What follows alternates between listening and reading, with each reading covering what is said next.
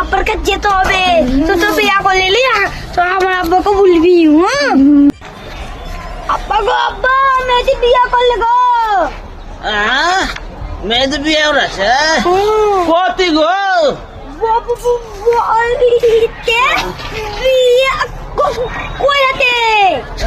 মেয়েদের সত্য বিয়ে করেছ গো? বউটা গো হালকা মোটা। হালকা মোটা? তুমি তো কেন ওইরকম বউ বিয়ে করলা গো? বাবা একটা নিয়ে জানো, ওর মেলায় সম্পত্তি। সম্পত্তি?